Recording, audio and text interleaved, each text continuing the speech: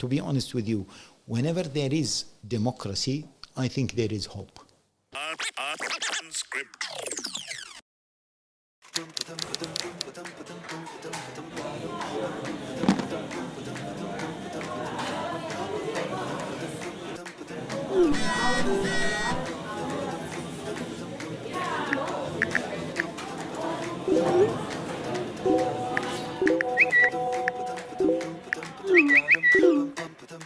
Sorry, sir. We're closed now. Oh, not again!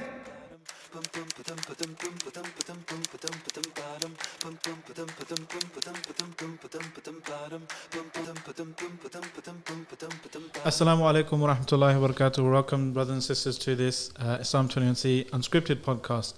I'm your host, Dr. Salman Bhat, and my co-host today is our esteemed Middle East editor at Islam 21C, Ahmed Hamouda. Assalamu alaikum. Also known as Sheikh Ali Hamouda's brother. But in Islam 21C, we call Sheikh Ali Ahmed Hamouda's brother because, you know, that's where I have three names actually, Dr. Salman. Really? The other one's Omar's older brother. Okay. And the third is Salman Bhat's only Let fan. us, come on. Let us not get into this politics.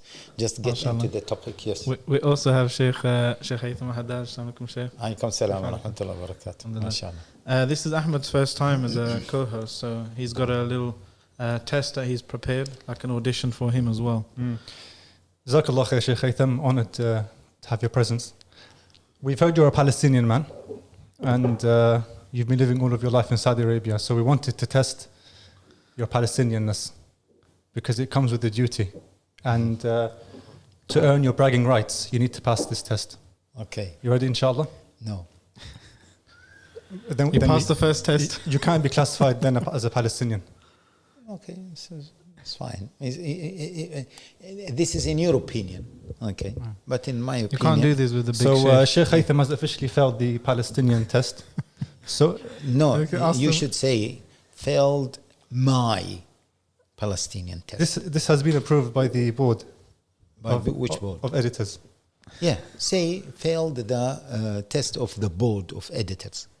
You sound ready, Sheikh. Bismillah. طيب. No, I'm not ready for the test. Few quick questions. These are very important, Sheikh. I'm not ready for the Sheikh, test. if you want, you I'm can not ready abstain. for it. You can I'm not abstain ready for from the that. test. I'm not ready. Yeah. خلاص, full stop. I'm not ready خلاص, for okay, the test. let's move on. Yeah. First question. Yeah. I'm quite disappointed. Really? Yeah, no problem. We can live with that. So, yallah, Sheikh. No There are problem. so many disappointing things in Do you like life. knafa, Sheikh? Yes. Oh, mashallah, he's ready. So, طيب, let's that's continue in that question case. one. Yeah, this is question one out of the way. The kanafa is fitna. Do you like knafa more than carrot cake? Well, yes. But both of them are. So you haven't been affected by Britishness, mashallah. Yeah. So what do you prefer, Integration. Sheikh? Tea with a delicious splash of milk, or tea boiled with sage, maramiya? No, tea with sage is better. Ajib, mashallah. That's the question Yeah, too. because this is more healthy. طيب, third question. Proper ergonomic soap that foams up and works and cleans, or greasy rectangular Nablusi soap that doesn't work? None of them. Move on. طيب, do you wear your pajama trousers by 5 p.m. with a vest? No. Sheikh Haitham's not a Palestinian. Yeah. Come on. You've got a few, right? Yeah. طيب, last one, Sheikh. The Ummah or the world at large has agreed that hummus is a dip. Except the Palestinians, they eat it with a spoon. Do you eat hummus with a spoon? No. I eat it with the dip. Mashallah. Yeah, so Well, see, if you want a more detailed answer, it depends. If it is, hummus mathoon, This is the problem when you have a faqih doing the... then you everything eat it is with the dip. pragmatic. And if it is whole hummus, then you eat it with a spoon. I don't think Whole depends. hummus is just chickpeas, right? Yes, chickpeas. Okay. I'll go back to the board, Sheikh. I think we need to revise these questions. Yeah, I think you go got 50%, so... Yeah, What's the maybe pass your mark for Palestinians? Maybe your questions are wrong. Ooh. Yes, because the Jazakallah khairan for the icebreaker, Mashallah. Salman. Allah barik. Yeah. Well, I think Ahmed did quite well. What do you think? His first time. Yeah, Let us know in the comments if you think Ahmed. I think he did. I think he did very well the first time and maybe the last I think time. he put you under pressure. It's my fault, Allah. Alhamdulillah. Nice knowing you. Yeah. You need help getting home? No, Okay. no, I think he did very well. Alhamdulillah, mashallah. Yes. Well, we're blessed to have two Palestinians here. We were getting a bit of And this comments. maybe, and to have three British. Three British people. Yeah, British people here. I think you're privileged. You And know, Mahmoud. without getting into much politics, but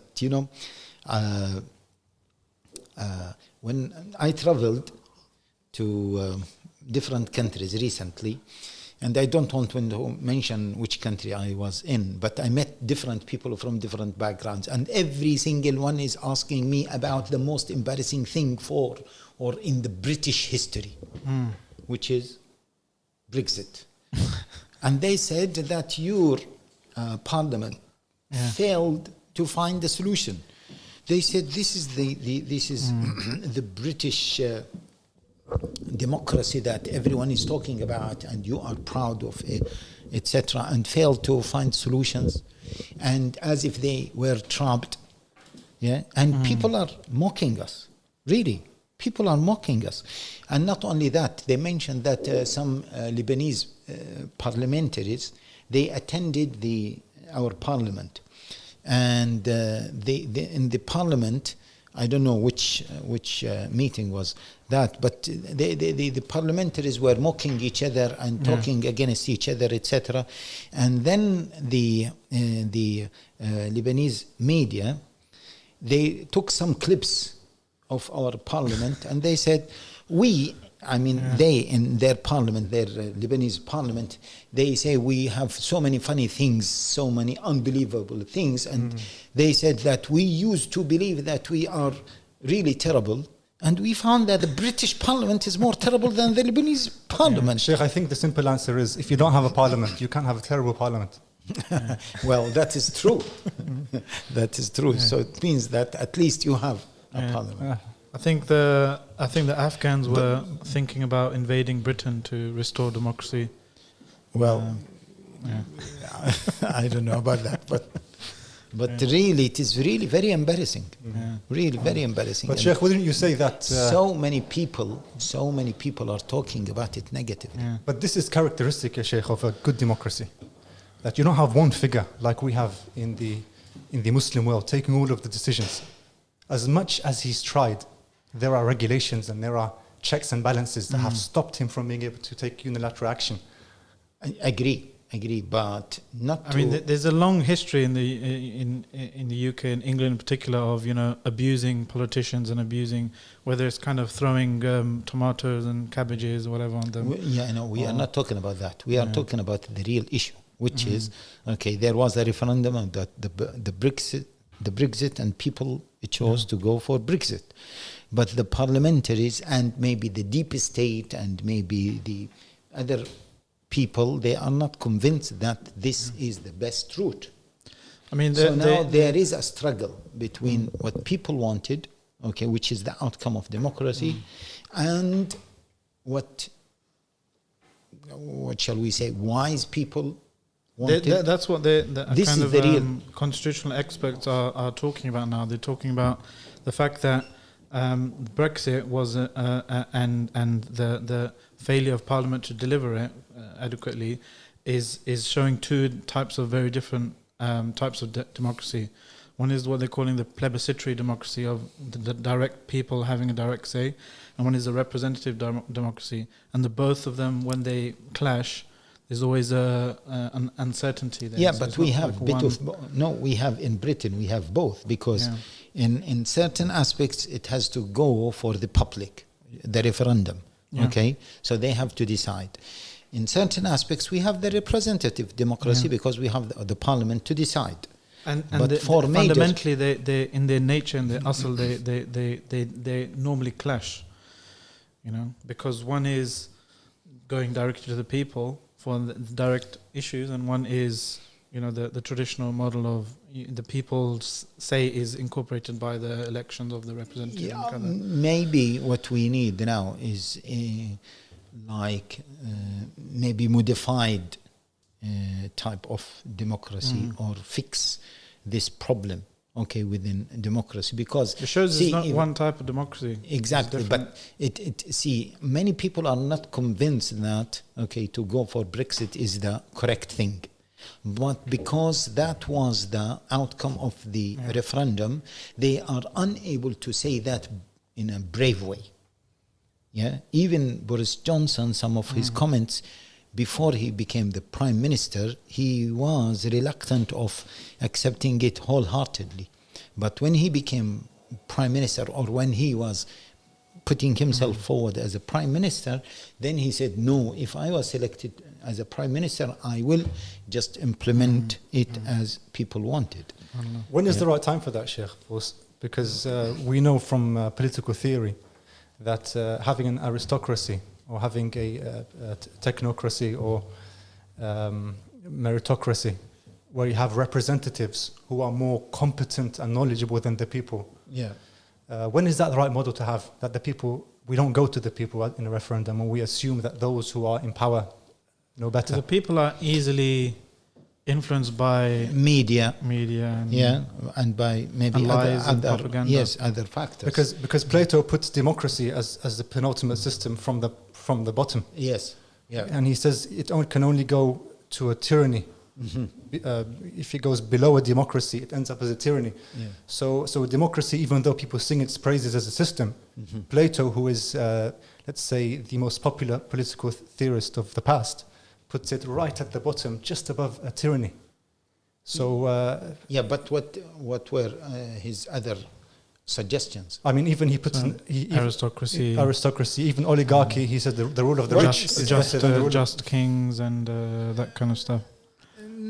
No, just kings is anyway. Just kings is something that you can dream of. It turns to be dictatorship, as we can see it in some so-called for Muslim example, countries. Umar ibn Abdul Aziz, Yeah. rahimahullah. See, by the way, if you are Khilafah system. Or see, the Khilafah system is totally different from both systems. If you want, I can explain the Khilafah system, because many people misunderstand the Khilafah system. First of all, the four rightly guided caliphs, they were selected by people. Yeah, they were voted by people. Yeah, that's why after the Prophet ﷺ, or the Prophet ﷺ, he was saying, Ya aballahu wal muslimuna illa Abu Bakr. Yani Allah and the people, the Muslims, wanted Abu Bakr. He didn't say Allah wanted Abu Bakr. He could have said Allah wanted Abu Bakr, which means that the Muslims have what? Have the say. Yeah? And then Abu Bakr was, he appointed Umar, or he selected Umar in Saqifat Bani Sa'ida in front of the people, and people accepted Umar ibn al-Khattab radiyallahu ta'ala anhu. So this is a kind of voting system. Yeah. And then Umar ibn al-Khattab had the shura, the six, and he asked Abdul Rahman ibn Auf to facilitate the voting system to select one of them. He knew that those six people are accepted by the vast majority of Muslims. As if we are saying that there was the first level of election to select the main candidates. Shortlist the main candidates, and then among the main candidates, the successful candidate was selected. Even there were reports that Abdul Rahman ibn Auf, he said, after we selected Uthman radiyallahu ta'ala anhu, we went to all houses of Medina to consult them regarding that. Okay. Sheikh, I read also, if you don't mind an interjection, that he also went to the young girls of Medina, and he got women's suffrage. Some people. Were we the first to allow women to vote, Sheikh? I'm not quite sure about, but that could be. There is nothing to stop that. And Ali bin Abi Talib was selected in a similar way. Okay. Now, let us leave the. So the idea is they govern in very different ways, but one thing that was common was the people had their bay'ah for them, their pledge of allegiance. So it is a kind of democracy. Some people would argue, Sheikh, that the people were gold-hearted. They were voting not out of their inner desires and ahwa. Okay, this is something else. Different. This is something else. But at the end of the day, people selected them, whether all people or maybe just a group of people selected them. Yeah, even in democracy, not every single one will vote. Yeah, people who, for example, Under 18. Under 18, they don't vote. So there is some regulations. Yeah, but the concept is the same, that people will select. Yeah, we are talking about selecting the leader. So selecting the leader is very similar. We're not talking about selecting the laws. We'll come to that. Anyway, let us come to the Khilafah, okay? After that, the Umayyan Khilafah, the Abbasi Khilafah, and the Ottoman Khilafah. One key thing which I didn't find many authors speaking about it, that Khilafah, yes, the Khalifa, he was inheriting, or passing the Khilafahship to his children or to one of his cousins, as the case of Umar ibn Abdul Aziz. But that is not dictatorship. Yeah, that is not a dictatorship. Why not? It is completely different. And my proof for that, okay, is during the 600 years of Umayyan, of Khilafah Rashida, Umayyan and Abbasi periods. Yeah, as you know that the Khilafah fell down 656 of Hijrah, yani for 650 years. Where was there any of the Umayyan caliphs or the Abbasi caliph, was he able to change the basic ahkam of Sharia, the basic rulings of Sharia? Jihad was established, qada system was established according to Quran and Sunnah. Judges were free to do whatever they want to do. The caliphs, they did not have any power to change any of those systems.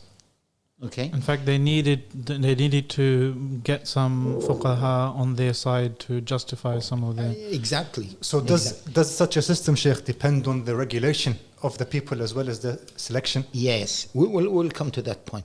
Similarly, during the Ottoman period, Ottoman Khilafah, whatever you call it, in the beginning, not in the beginning, the Ottoman Khilafah continues for 600 plus. For almost 500 years, none of those caliphs, although they were killing each other, as some historians mentioned, but none of them was able to change any of the Islamic rulings. Yes, and the jihad was established, futuhat were established, qada was established, and so on. Why? They did not have the power to what? To change. How? Because that structure, the Islamic structure, makes it so robust and strong and independent of the top leadership. It was built from the ground up. Yes, there were from the institutions, Sharia schools of thought, the schools of law, the judges, the whole structure, institutions, and those institutions, whether the qada institutions, some political institutions, some governance, etc., the economical system, they were independent from what? From the Khalifa, the man on top, or the man on the top of leadership. And this leadership was just maybe ceremonial. And this reminds us of what? Of constitutional democracy, or constitutional monarchy. Yes, like Britain. Are we much bothered about who is going to become the queen or the king? Some people are. Some people are, but generally speaking, people they don't have any, because they don't have that power. They cannot change. It is not in their hand. Similarly, the Khalifa at that time could not change anything. Yes, and that's why and one of the I think he's British author, I forgot his name. He noted that it is very amazing that during the Islamic Khilafah, whether the Ottoman one or the Abbasi one, there were many bad, fasid, corrupted caliphs, yet the Islamic state or the Islamic Khilafah continued to operate for hundreds of years. He said, how come this happened? Because if the leadership is corrupted, then everything will be corrupted. Yeah. He said this shows that this system is different from other systems, is so strong, so established that it can operate without the leadership. That's So that system, unfortunately, to rebuild that system, we need to rebuild maybe the Ummah. Hence, to go back to that system and to say that we want that system, maybe this is a long process.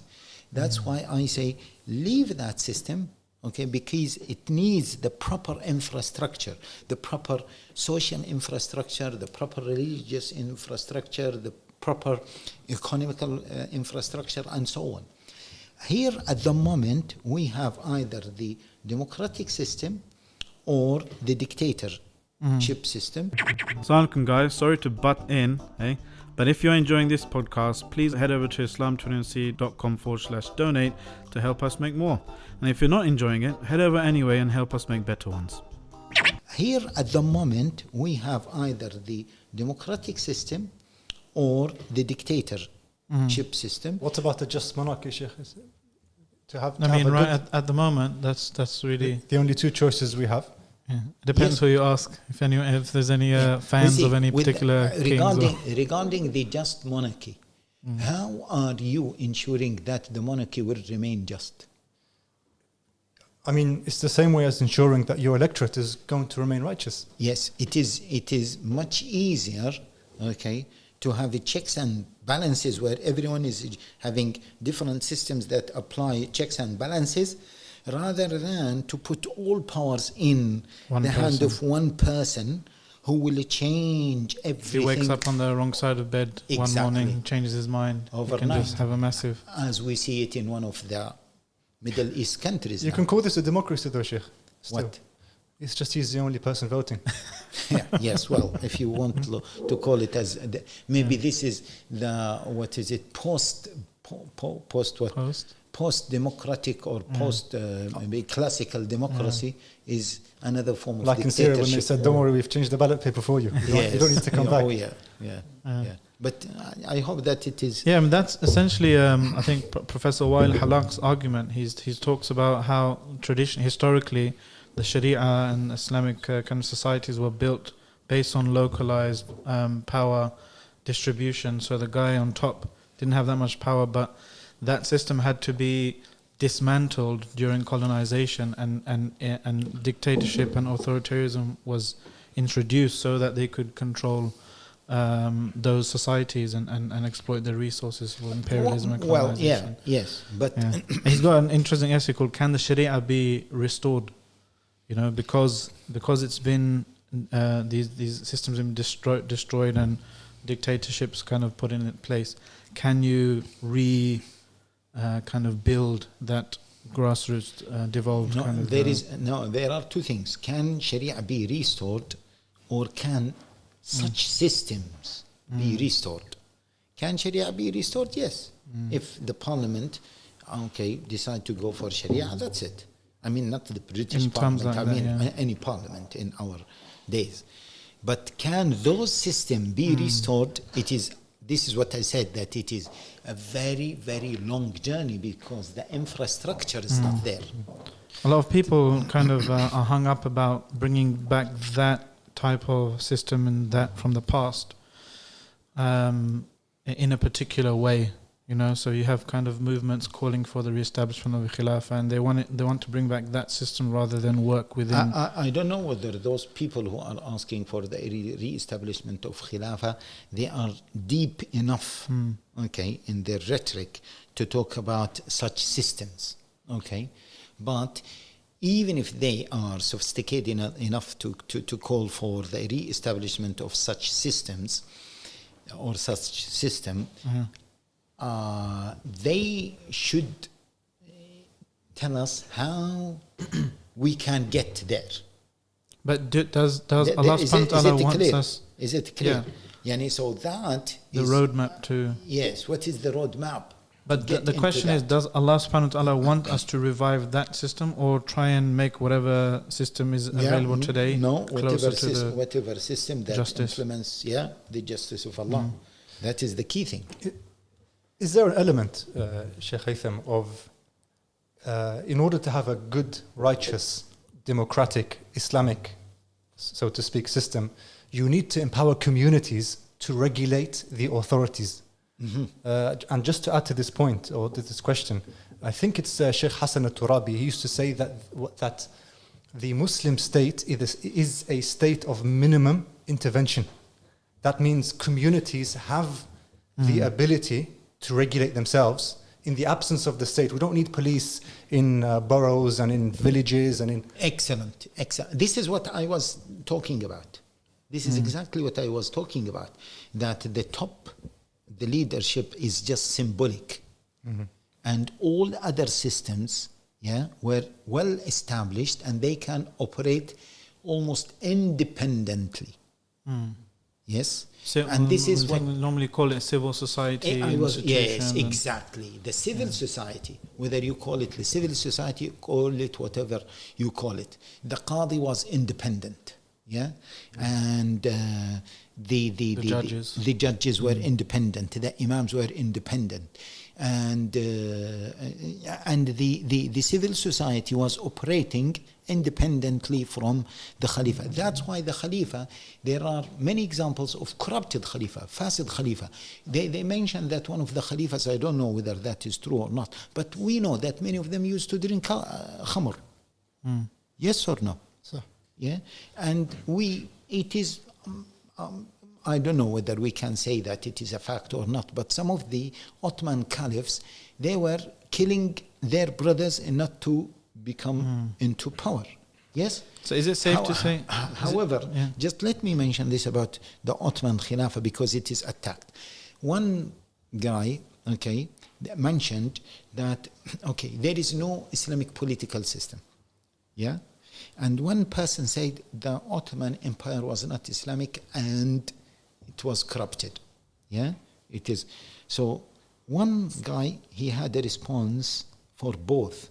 He said, if you say that Islam has no Islamic political system, then can you explain to me how come Islam remained in power as a superpower in the beginning of Islam for 650 years, and then during the Ottoman Empire remained in power for over 600 years? If it doesn't have a system, it means what? As an ideology, it stayed in power, Sheikh, but the states transitioned from one to another and from region to region. But can the Khilafah remain intact for over 6 centuries? If there without is a system, no. Without a system. And also, if you deny one, then you can't really criticize the second. If you say it was a bad system, then what is your measure for saying this is incorrect or an unjust one? And how come it stays for 6 centuries? Stability. Stability. Same. It cannot be for 6 centuries. It means there was a system. There's something in this is in one the thing. strength of Islam as well, Sheikh, which helps this. Agree. So it is a system. Some could argue, Sheikh, that one of the reasons why that a lot of people, a lot of states, if we're going to call them states or sultanates, they remained that way was because of the censure of rebelling against a ruler. No. Unfortunately, this has been hijacked a lot and applied to today's rulers. Okay. Even if we say that, which means that it is part of the system. Agree?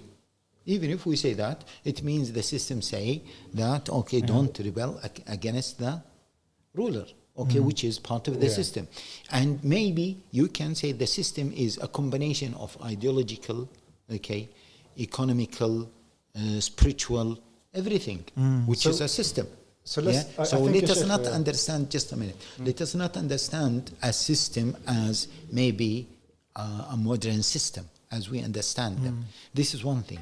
The other thing, during the Ottoman Empire, how can, the Ottoman Empire, it remained in power for over 6 centuries. In the most critical area of the world, the Middle East and part of Europe. Is that true? Different cultures, different ethnicities, different. Agree? And they managed to remain in power for over 6 centuries. What does that mean? It means that it has a very strong and robust system. Maybe that system was not documented as a system, but it is a system. Otherwise, how it is working? So what we're saying, Sheikh, to summarize, because I think some of our viewers want to cut to the chase and ask and open a can of worms here, which I'll try and do, inshallah, on their behalf. You have an authority, and you have a type of counter authority coming from the grassroots of society that regulates the authority and makes sure that they are ruling by the system, and they perpetuate justice in society. Can we then say that communities should have the authority to challenge the kingdom, to challenge the ruler? Some would call this khuruj, some will call this rebellion, speaking out against the ruler. Yeah, see, protest, so on. Just to understand, first of all, that if we understand that the system at that time was closer to constitutional monarchy, then the ruler is just symbolic. Is just symbolic. Obviously, you don't want to go against him because that will create some chaos. However, khuruj or rebelling against the ruler was not some scholars who lived in some countries in the Middle East, they are making it as a big issue because of a political agenda. Who said that it is as big as they presented it during the time of the Islamic era? Who said it is as big as it is? But those contemporary scholars who lived in a particular under a particular dictatorship, maybe because of a political agenda, or maybe misunderstanding, or maybe simplicity sometimes in understanding, or the political authority made them to think that this is a major issue. So day and night they are talking about what? Khuruj. Okay? But was it that big at that time? This is one thing. The other thing is, forget about the khuruj. Who, now in some Muslim dictators, the whole country, the whole system, even the entire, all people, they are what? Run by one person. He shapes them as he wanted. He changes everything as we wanted. Who said that this is an Islamic model? Who said that this is an Islamic model? This is my... Does it have to be? Huh? Does it have to be? If somebody's a ruler, someone will say, you can't... There's all these ahadith about rebelling against a ruler. He's a ruler, therefore you can't rebel against him. Okay. First of all, the ruler, okay, you are not rebelling against him. He is the ruler.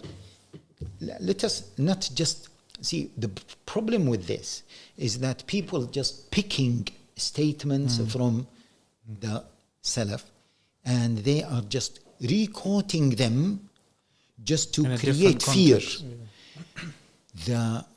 Where those statements were made, there was a different context, and again implementing them should have a different context. It's not easy just to say don't rebel against the ruler. This is one thing. The other thing, the ruler, who is the ruler? Amara is a contract between people and the ruler. The ruler is an employee by who? By the people to represent them. Now, if the ruler is not, and that's why the people have the power to remove the ruler. Now, those who say don't rebel against the ruler, Do they accept that the people have the power to remove the ruler? They don't accept this, and they consider it as khuruj, which means that their whole concept of khuruj is completely wrong. So they are taking the term, which I guess is a charged word in Yes, history, exactly. and they are applying it to the wrong context. And you know, Sheikh, what's funny is that most of the time when they apply the term khuruj, they apply it onto protests, which is guaranteed in the constitution as a right to the citizens. Yes, I'm coming to that point. Okay, as you mentioned this, let us talk about protests. What is the protest? The protest is the people are asking the ruler to step down. Who said that this is haram? It's I guess what they are saying, Sheikh, is they are saying that Just a minute. Did we understand this point? This is, I agree, yeah, but The protest, what is the protest? People are asking the ruler to what? Step down, step please. down. To step down. to give them more food and to distribute wealth. First of all, they might ask him to what? To fulfill his obligations that he should be doing. Yes? As a ruler. Now, if he doesn't listen to them, they will ask him what? Like, irhal ya fulan, or etc. Yes, All yes, these slogans. Yeah? Ya fulan. They are asking the ruler to step down. What's wrong with this? He said, I want to take you out of Al-Awaz. Forget about let's talk seriously. What's wrong that the people are asking the ruler to step down? Has the ruler been granted this by Allah Jalla wa Ala, that you are the ruler forever? They do validate their argument, Sheikh, by saying that we don't necessarily say it's wrong for you to defy oppression. We are saying that what may come of this as a result, all the bloodshed, and look what's happened in Syria, and look what's Agree. happened. So why don't you blame the ruler for this? Because if they didn't ask for their right, what they are saying is that the people should have known this was going to happen, because there are other examples of it in the world. This is okay. I'm trying to understand that myself, Sheikh. To be honest. Yeah, I know. I don't know. We do not understand this. Those people who criticize the people for asking the ruler to step down, okay? Maybe I can understand what they are saying, and I can listen to them if they are also asking the rulers to step down. Yeah, because listen, whether in Egypt during Mubarak, millions of people wanted Mubarak to step down. Yeah, which at the end, by the pressure of the army, he stepped down. But what's wrong with people are asking him that, listen, we had selected you, we had a contract with you, and now we want you to step down. What's wrong with that? I think the most damaging part of this, and whenever it kind of raises its ugly head, is that it creates a bad image of the ulama who push these types of, those scholars who push these types of narratives about don't protest and protesting is like khuruj, and it separates the ulama from the average people. Well, and those ulama, let me say it clearly, openly, those ulama are wrong. Those ulama who say, don't protest, don't go against the ruler, don't do this and that and this and that, they are wrong. Yes, because people, first of all, it is enjoining the good and forbidding the evil.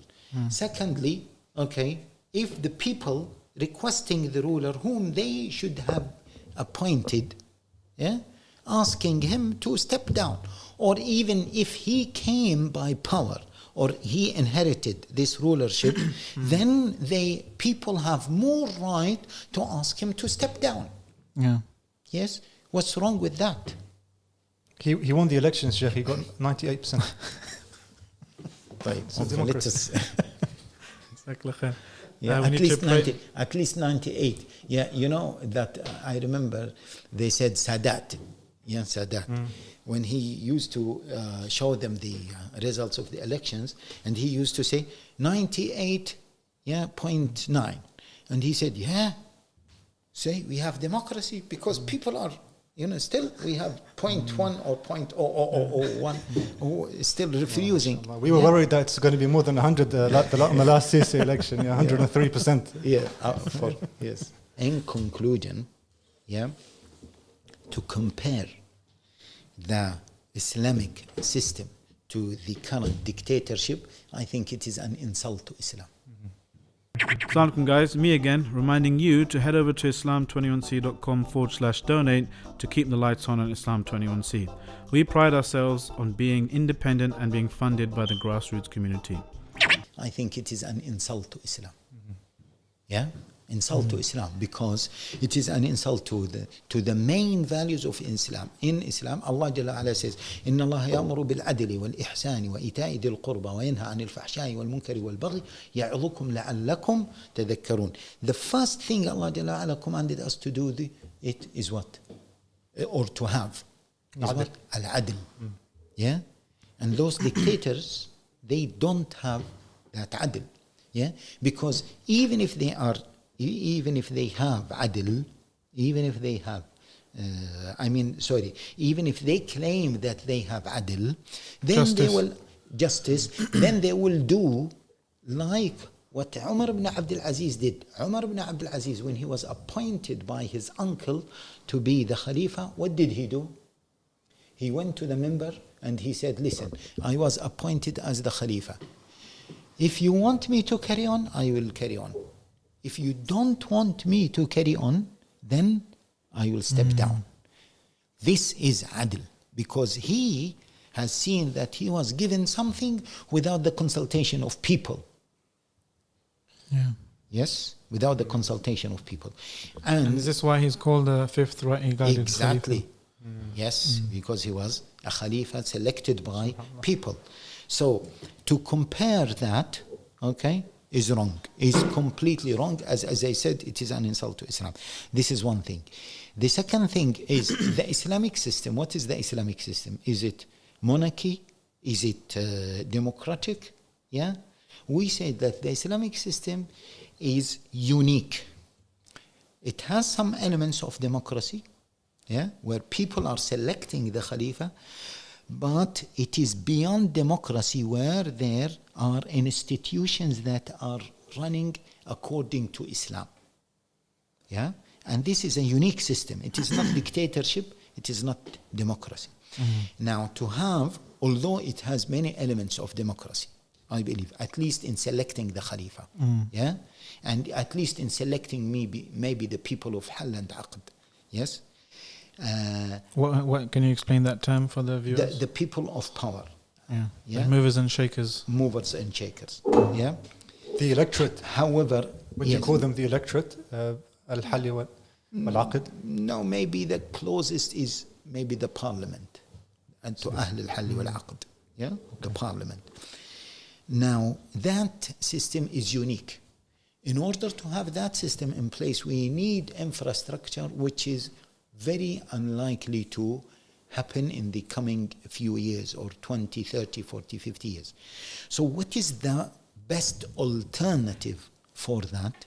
We just mentioned that the system has many elements of so-called democratic system. So the best and the closest alternative for that is the democratic system, not the dictatorship. So do you think there can be like a European Union style thing, but where it's just Muslim countries, and then the head of that would be like the Khalifa? Well, like a United States of... It can be, this is maybe another stage, but at the moment, what we are saying, those Muslim countries, they should have, a democratic system to allow people to select the best of them, or to select the ruler, and they also should have freedom to select laws, because Muslims, generally speaking, would prefer Islam. So this is the way forward. This is the roadmap. But to claim that those dictators are maybe just rulers, or they can be just rulers, or their system or their model or models are close to Islam, this is an insult to Islam. Okay, This is the Jazakallah conclusion. khairan, Sheikh. That's very clear. But let's be frank. Okay, we had a year of hope. Almost like Banu Israel when they crossed the sea. We reached the shores of freedom in the time of Mursi. And I've tried to find every possible avenue to try and disprove the idea that 30 million people protested against Mursi. But the overwhelming evidence shows that a lot of Egyptians came out and they spoke against Mursi. So is it a problem with us, Sheikh? Can we just not live with democracy? Is it not a system that our minds have been cultivated to accept yet? كينما تكونوا يولى عليكم إن الله لا يغير ما بقوم حتى يغيروا ما بأنفسهم. If we are bad, then we deserve a bad leader. Yeah. So we got what we deserved in Egypt. Exactly. I don't know about that. No, let us not get into. But I am saying, generally speaking, if we are bad, if we are foolish, yeah, are we going to select a clever leader? We are foolish. We deserve it. Yeah. If we are clever, we will select a clever leader. If we are righteous, we will select a righteous leader. Now, someone will say, yeah, if people are, fasid, if they are corrupted, yeah, if they are un-Islamic, I say, yeah, okay. إن الله لا يغير ما بقوم حتى يغيروا ما بأنفسهم. Allah will not change the state of people until they change themselves. So those un-Islamic people are they going to select a Muslim leader? No. Now, if there is a Muslim leader who has power, yeah, will he rule people who don't want Islam by Islam? Can this happen? It cannot happen. I mean, to be fair to them, like Salman was telling me. But is the idea clear? If the people are bad and the ruler is Muslim, is a good Muslim, can he force Islam on them? If they don't want Islam, if they don't want Sharia, they will react. So, by common sense, it is not possible. It is not possible. Unless they do something like Erdogan, whom you made a bit of a controversy when you called him like a mujaddid of politics. Because what we need to do in brief now, by the way, Erdogan, they told him, okay, that this is the constitution. Do you like to come to rule us according to this constitution or not? He said, yeah. He said, yes. If he said no, maybe another person will come and he will not do as good things as he did. So Erdogan, can he rule by Sharia? Not at the moment. Not at the moment. And the other parties haven't been able to ascend to power. The ones that are, let's say, a bit more monochromatic, that are offshoots of Felicity. Yes, although this is something else. But I mean, can Erdogan rule by Sharia? No, because the contract between him and the people is to rule them according to what? That constitution. A constitution. So we're going a step further. المسلمون على شروطهم. But what does it mean to rule by Sharia? Can you argue that he is ruling according to what the Sharia wants in that particular... I agree. And this is my point, that he is ruling by Sharia as much as he could. As Ibn Taymiyyah said about Negus. He said he is ruling by Sharia as much as he can. He could not implement everything because otherwise they will revolt against him. It is the same example. The people of Negus, they wanted him to rule them by the Christian whatever. The traditional. Yeah. Okay. So he's not just being pragmatic, but he's applying his obligation in fulfilling the contract. Exactly. Even though it's secularism. Exactly. And see, the key thing is people told him, would you like to rule us according to this constitution?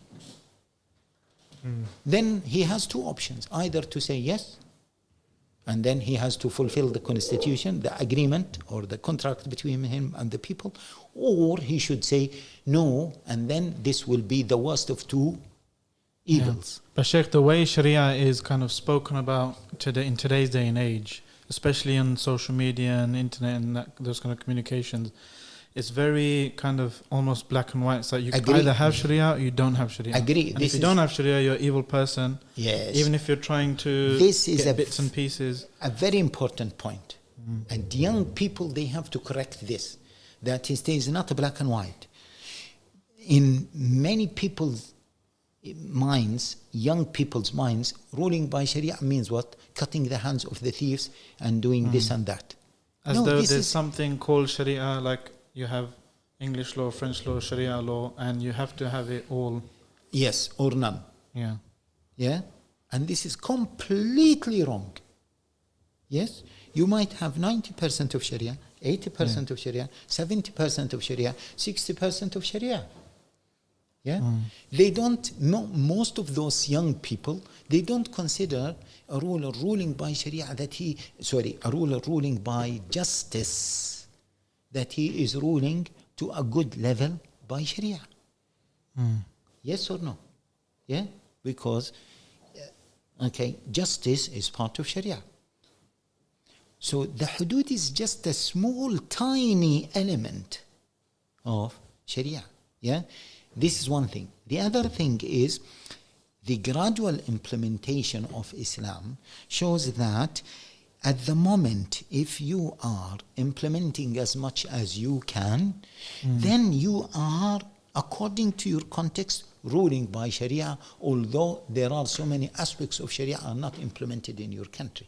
And this is what Erdogan is doing. Because the conditions for the implementation aren't there. Are not it's there. like not fasting when Yes. it's not Ramadan. Or Would you say, Sheikh, that there's an element of husnul dhan in how we are looking at Erdogan, giving him the benefit of the doubt that we wouldn't give somebody else? Okay. Forget about Erdogan. I'm just using him as an example. Because we are saying that he's doing as much as he can. Some would argue that he's not. I mean, the constitution in Turkey doesn't mention the word Allah apparently even once. Yeah. So what shall he do? So the difference between those who are opponents of Erdogan and those who support him Yeah. could be summarized in how you perceive his capability is.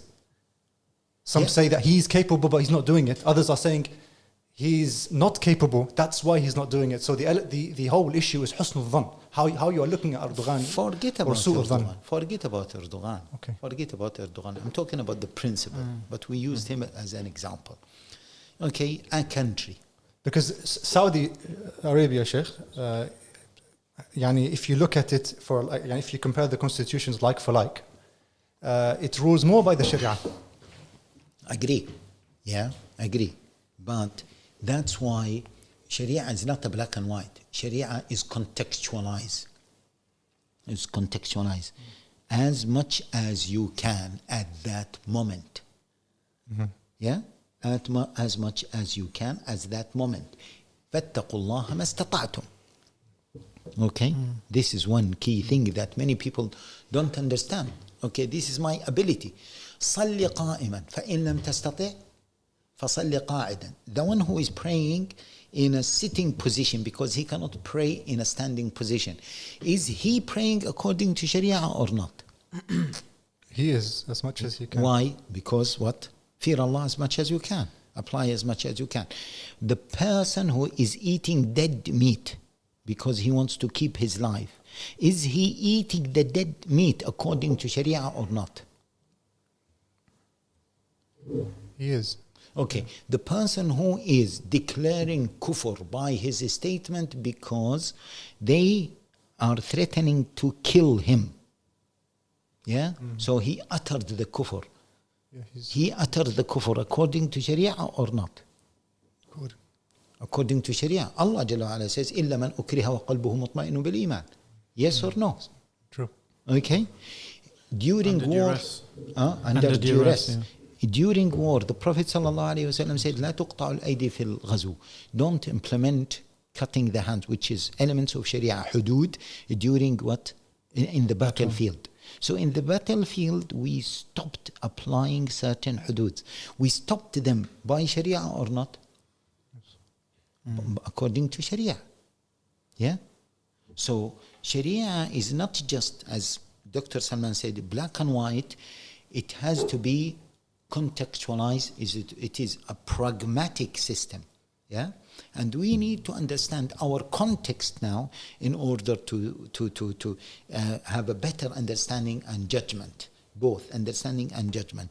So a very simplistic argument, yeah, doesn't work here. And again, back to the point. Now we have no choice but to go through the democratic system, which is the closest to the Islamic model, yeah, and let people choose. If people are dumb, let them choose Trump. I mean, dumb, okay, yeah, whatever, yani, is the same. If people are dumb enough, let them choose. He's going for a second term, mashallah. Yeah, if people are clever, they will choose a clever person. If people are Islamic, they will choose. Ironically, person. I mean, the people that they speak a lot about against khuruj and rebelling against rulers and so on and so forth. Their motivations are often also very politicized themselves, right, Ahmed? So, for example, they'll say, don't say anything bad about Saudi or UAE or something, but they'll, you'll see them in Libya participating in overthrowing. See, going Yemen. against the elected government. Yeah. In conclusion, see, those who are, and I really don't like to speak about them because they just a bunch of young people who have loud voice. Okay, they will not build a society, they will not build a civilization, they will not contribute towards anything. They will just contribute towards failure. But I mean, Okay. I heard they're becoming violent in Libya. They're supporting Massively. Haftar, for example. Yeah, and Killing scholars. funnily enough, they found a religious justification for that as well. Yeah, that's just, it is a disease that okay, it is a virus or a disease. As you said, exactly. Those people, they call it khuruj when it goes against America and its puppets. However, if it is not against America and it is puppets, again, and it's Or puppets, if it's in line with American foreign policy. yes, then it is not khuruj. So rebelling against Mubarak was khuruj, but rebelling against Morsi Was enjoining the good, forbidding the evil. was okay. And rebelling against Gaddafi was also accepted, and rebelling Yes. against Bashar al-Assad initially. Now they've changed their positions. Yes. man. Yes. So- Okay. In Libya, as you mentioned, okay, the selected government that was accepted, even recognized by the international law, is against it is not khuruj, but against Haftar, who was not selected, is what? Is khuruj. Okay. But so, I mean, they're essentially using any justification Islamically to justify their desires or their political agenda. Even in Yemen, South Yemen, yeah, rebelling against the, they call it even Shar'iyya in Yemen, yeah, okay, is not khuruj because it is in line with the UAE, yeah, policy, yeah, but. Yeah, but the opposite is considered to be khuruj. Yeah, now they are calling anyone who is trying to resist al-intiqali and the other guy. Yeah, I don't want to mention his name. They are calling this as what? As khuruj and khawarij. Do you have an example of a successful model? I mean, have you been following, for example, Tunisia after the Arab Spring? Ahmed was looking at some of the potential, presidential candidates. The forerunner, Sheikh, I don't know if you've looked at his profile, but even though he's not from a Nahda party, so Nahda had elected Moro, he came third. Yeah. And then you have a person complicit of corruption charges in jail who came second, amazingly. Yeah. And you have Saeed, Bin, what's his name? I've forgotten, but he's a professor in law. Yeah. And amazingly, he was the staunchest in defending the explicit texts of the Quran when it comes to inheritance and also marrying more than one woman and so on. And what I want to ask you about Sheikh, He is now first. He's got 600,000 votes. He's in first place, and Nahda, who are third, are going to back him up. Yes. So very likely he's going to get it, inshallah. Yes. Yeah. He only speaks Fusha, Arabic, which is very interesting. Yeah. When a journalist challenged him on the concept of an Islamic state, he said, "You want an Islamic state, and you don't want a civilian state." Civil state. A civil Yeah. state. Yeah. He said there's no such thing as a civil state. Dawla Madani, right? Yeah. Dawla Madani. He Madani, said a state is a ma'nawi, Yeah. conceptual concept that has to have an ideology by necessity. And he said if you look at all of the textbooks in France and so on, you won't find anything called a civil state. You'll find a civil government, a civil police, a civil so on and so forth. So I don't know. It looks like Tunisia is going in a good direction, inshallah. Well, Any comments on that? I sat with a person, okay, I sat with a person who said that they imported, I saw him actually, he's a professor, I saw him in